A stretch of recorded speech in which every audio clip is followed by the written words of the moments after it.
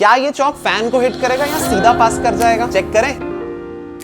इसे correctly answer करने के लिए तीन चीजें पता होनी चाहिए। फैन की स्पीड, क्योंकि अगर वो ज्यादा हुई तो पक्का हिट करेगा। चौक की स्पीड, क्योंकि अगर वो ज्यादा हुई तो पास हो जाएगा। और चौक की लेंथ। चलो जल्दी जल्दी तीनों को एस्टिमेट कर। तो फैन की स्पीड में फास्टेस्ट ले रहा हूँ 500 आरपीएम, क्योंकि इंडिया में हम जनरली 5 नंबर पे ही चलाते हैं। 500 आरपीएम का मतलब ये 500 राउंड लगा रहा है 1 मिनट में, जिसका मतलब ये हुआ कि ये 500 into 360 डिग्री मूव कर रहा है हर मिनट, यानी कि हर एक ब्लेड 3000 डिग्री पर सेकंड कवर कर रहा है। थ्रोइंग स्पीड में 12 मीटर पर सेकंड ही ले रहा हूँ, क्योंकि हम धीरे ही थ्रो कर रहे हैं। थोड़ा फिजिक्स लगाने के बाद मुझे पता चला कि इसके सेंटर ऑफ मास की जो स्पीड है वो 8 मीटर पर सेकंड हो जाएगी जब ये ब्लेड की सरफेस पे पहुंचेगा। चौक की लेंथ 8 सेंटीमीटर है और अब हमें पता करना होगा कि ये 8 सेंटीमीटर को ब्लेड की सरफेस क्रॉस करने के लिए कितना टाइम लगेगा, जो कि simply time equal to distance upon speed होगा। तो 8 centimetre divided by 8 metre per second, यानी कि 0.01 सेकंड्स लगेंगे। अब ये पूरा 0.01 सेकंड्स का खेल, तो हमें पता करना होगा कि 0.01 सेकंड्स में हर ब्लेड कितना मूव हो रहा है, क्योंकि ब्लेड 3000 डिग्रीज मूव हो रहा है हर सेकंड में, तो 0.01 सेकंड्स में ये 30 डिग्री मूव होगा। प्लस ये ब्लेड खुद 30 डिग्री कवर कर रहा है, यानी कि हर ब्लेड 60 डिग्रीज कवर करेगा और तीनों ब्लेड मिला के 180 डिग्रीज कवर होंगे, यानी कि हिट करने की प्रोबेबिलिटी होगी 180 डिवाइड बाय 360, जो कि होता है 50%। पर रुको, ये चौक ऐसे वर्टिकली थोड़ा ना ट्रैवल करेगा, ये तो रोटेट करते हुए ट्रैवल कर रहा होगा। और इनफैक्ट अगर वो सरफेस को ऐसे क्रॉस होगा तो कम चांस है हिट होने के, और ऐसे क्रॉस होगा तो अभी अपन ने देखा 50% चांस। तो क्या करें, क्योंकि हम इसका ओरिएंटेशन तो प्रेडिक्ट नहीं कर सकते ना जब ये सरफेस को क्रॉस करेगा। और यही क्रेजी पार्ट है वीडियो का कि हमें प्रेडिक्ट करने की जरूरत ही नहीं है, क्योंकि प्रोबेबिलिटी एवरेज होता है। तो हमें बस इस रोटेटिंग चौक का